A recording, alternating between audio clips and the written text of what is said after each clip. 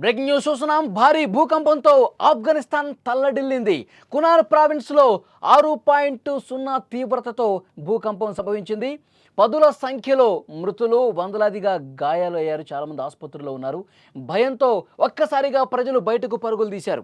సహాయక చర్యలకు ప్రస్తుతం ఆటంకం కలుగుతుంది. ఎందుకంటే రోడ్లు చాలా వరకు మూసుకుపోయినట్టుగా ఇన్ఫర్మేషన్ వస్తుంది. ప్రపంచ దేశాల సాయం కోరింది ఆఫ్ఘనిస్తాన్. భూకంప ప్రభావం దాదాపు 300 కిలోమీటర్ల వరకు ఉన్నట్టుగా తెలుస్తోంది. ఢిల్లీ ఎన్సీఆర్ ప్రాంతాల్లో కూడా ప్రకంపనలు సంభవించాయి. ఇండియా యురేషియన్ ప్లేట్లు ఢీకొనడమే దీనికి కారణంగా తెలుస్తోంది. ఈ భారీ భూకంపంతో వందలాదిగా ప్రజలు ఆసుపత్రులు పాలయ్యారు. చనిపోయినటువంటి పరిస్థితి కూడా కనిపిస్తోంది. ఆఫ్ఘనిస్తాన్ భారీ భూకంపం కుదిపేసింది. గత రాత్రి సంభవించిన ఈ ప్రకంపనల ధాటికి వందలాదిగా అమాయకులు ప్రాణాలు కోల్పోయిన పరిస్థితి. ఇంకా వందలాది మంది గాయపడి ఆసుపత్రుల్లో పాలైనట్టుగా సమాచారం వస్తుంది. ఆఫ్ఘనిస్తాన్లో ఒకవైపు దారిద్ర్యం కనిపిస్తోంది, మరోవైపు ఈ భూకంపం ఆ దేశాన్ని మరింత విషాదంలోకి నెట్టేసిందని చెప్పాలి. ప్రస్తుతం అక్కడ రెస్క్యూ ఆపరేషన్స్ కొనసాగుతున్నాయి. తూర్పు ఆఫ్ఘనిస్తాన్లోని కునార్ ప్రావిన్స్ను 6 తీవ్రతతో రాత్రి ఒక్కసారిగా అర్ధరాత్రి సమయంలో భూకంపం వచ్చింది. ఈ భూకంపం కేవలం 8 కిలోమీటర్ల లోతులో రావటం వల్ల దీని ప్రభావం చాలా ఎక్కువగా ఉంది.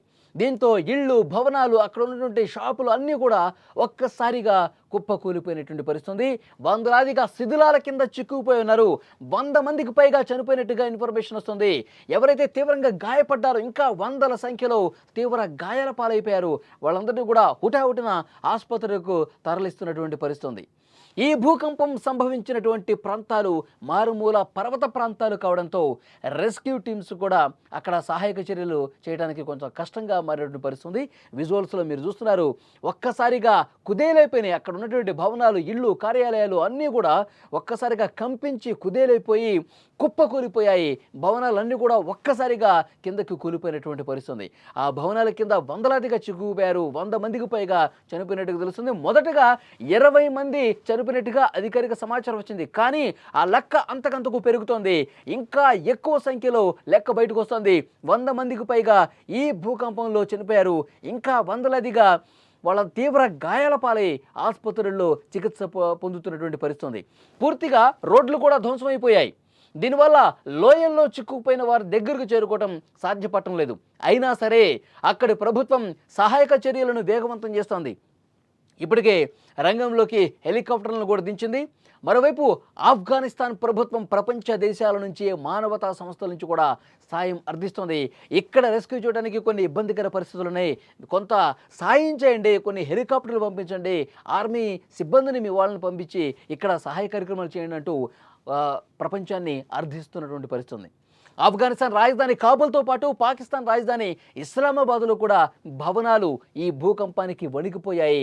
ప్రజలు భయంతో ఇళ్ల నుంచి బయటకు పరుగులు తీశారు.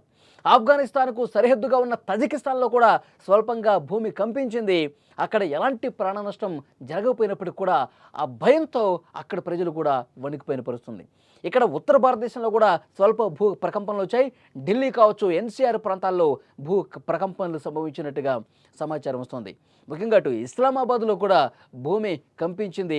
తజికిస్తాన్ లాంటి ప్రాంతాల్లో కూడా భూమి తీవ్రంగా కంపించినటువంటి పరిస్థితి ఉంది. సో ఓవరాల్గా ఈ భూకంపం అనేది ఆఫ్ఘనిస్తాన్ మరింత విషాదంలోకి నెట్టిందని చెప్పాలి. ఎందుకంటే వందలాదిగా ప్రజలు ప్రాణాలు కోల్పోయే పరిస్థితి.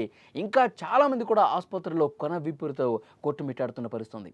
ముఖ్యంగా హిమాలయాల ప్రాంతంలో తరచుగా ఈ భూకంపాలు సంభవిస్తూ ఉంటాయి.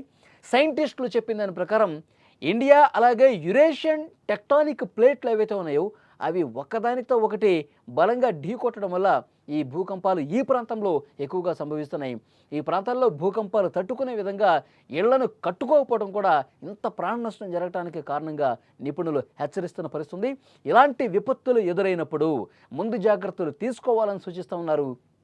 ఆఫ్ఘనిస్తాన్ లాంటి ఆర్థికంగా వెనుకబడిన దేశాల్లో ఇలాంటి విపత్తులు రావటం ఆ దేశ ఆర్థిక వ్యవస్థ మీద, ప్రజల మీద ఇంకా తీవ్ర దుష్ప్రభావం చూపే అవకాశం ఉంది. అక్కడ సహాయ కార్యక్రమాలు కూడా చేయలేకపోతున్నారు. ఒక్కసారి విజువల్స్ చూస్తుంటే గనక హెలికాప్టర్లు కొన్ని చోట్లకు వెళ్ళలేని పరిస్థితి ఏర్పడుతుంది. అక్కడ ఆర్మీ ఏవైతే ఆ పర్వత ప్రాంతాల్లో, కొండ ప్రాంతాల దిగువన ఉన్నటువంటి కట్టడాలు ఈ భూకంపానికి కూలిపోవటం వల్ల ఒక్కసారిగా అక్కడికి వెళ్ళి వేగంగా చర్యలు తీసుకోవడంలో ఆటంకం ఏర్పడుతుంది. అందుకే ప్రపంచ దేశాల సాయం కూడా అర్థిస్తోంది. ఒక్కసారి ఇటువైపు రండి, ఆఫ్ఘనిస్తాన్లో ఉన్న పరిస్థితులను ఒక్కసారి చూడండి. ఇక్కడ ప్రజలు తీవ్రంగా ఇబ్బంది పడుతున్న పరిస్థితుంది. అనుకోనిటువంటి విపత్తుతో ప్రజలు నరకం చూస్తూ ఉన్నారు. ఇక్కడ 100 మందికి పైగా చనిపోయినట్టు సమాచారం వస్తుంది. ఇంకా ఆసుపత్రుల్లో కొంత కొరత ఏర్పడుతుంది. ఆసుపత్రుల్లో అక్కడ ఆక్సిజన్ ఇవ్వటం కావచ్చు, వాళ్ళకి రక్తం సరఫరా చేయడం విషయంలో కావచ్చు, అక్కడ ఉన్నటువంటి అరకొర వసతుల వల్ల ఇంకా ఇబ్బందికర పరిస్థితులు ఏర్పడుతుంది. సో వీలైనంత వరకు ఇక్కడ ఉన్నటువంటి ప్రజలను ఆదుకునేందుకు సాయం చేయాలంటూ ప్రపంచ దేశాల్లో కూడా ఆఫ్ఘనిస్తాన్ అర్థిస్తున్న పరిస్థితి. ఇప్పటికే కొన్ని ప్రపంచ దేశాలు స్పందించినట్టు తెలుస్తుంది. వీలైనంత అక్కడ మెడికల్ ఎక్విప్మెంట్స్ ఏవైతే ఉన్నాయో వాటిని అందించే ప్రయత్నం కొన్ని దేశాలు తీసుకున్నట్టుగా తెలుస్తుంది. అర్ధరాత్రి సమయంలో ఈ భారీ భూకంపం రావడంతో ఆఫ్ఘనిస్తాన్ ఒక్కసారిగా ఉలిక్కిపడింది. వందలాదిగా ప్రజలు తీవ్ర గాయాల పాలయ్యారు. చాలామంది ప్రజలు చనిపోయినట్టుగా తెలుస్తుంది. ప్రాణ నష్టం ఇంకా ఎక్కువగా నమోదయ్యే అవకాశం ఉన్నట్టుగా తెలుస్తుంది. ఈ లెక్క ఇంకా పెరిగే అవకాశమే కనిపిస్తుంది. ఆసుపత్రుల్లో చాలామంది తీవ్ర గాయాలతో, కొర ఊపిరితో కొట్టుమిట్టాడుతున్న పరిస్థితుంది. అక్కడ రెస్క్యూ జరుగుతుంది. ప్రస్తుతం హెలికాప్టర్ల సాయంతో రెస్క్యూ చేస్తూ ఉన్నారు. శిథిలాల కింద ఎవరైతే చిక్కుకుపోయారో, శిథిలాల కింద ఉన్న వాళ్ళని వెలికి తీయడం కూడా కొంత కష్టంగా ఏర్పడుతుంది. ఎందుకంటే కొండ దిగువ భాగాన వాళ్ళు కట్టడాలన్నీ కట్టుకుంటారు. ఒక్కసారిగా లోపలికి ఇళ్ళన్నీ కూడా కూరుకుపోవడంతో అర్ధరాత్రి సమయం కావడంతో చాలా వరకు ప్రజలు నిద్రిస్తున్న సమయంలోనే ఇది జరిగింది. కాబట్టి ఆ నిద్రలోనే చాలామంది ప్రాణాలు కోల్పోయినటువంటి హృదయ విదారక దృశ్యాలు అక్కడ కనిపిస్తూ ఉన్నాయి. అక్కడ రెస్క్యూ చేస్తూ ఉన్నారు. ఇంకా రెస్క్యూ కొనసాగుతుంది.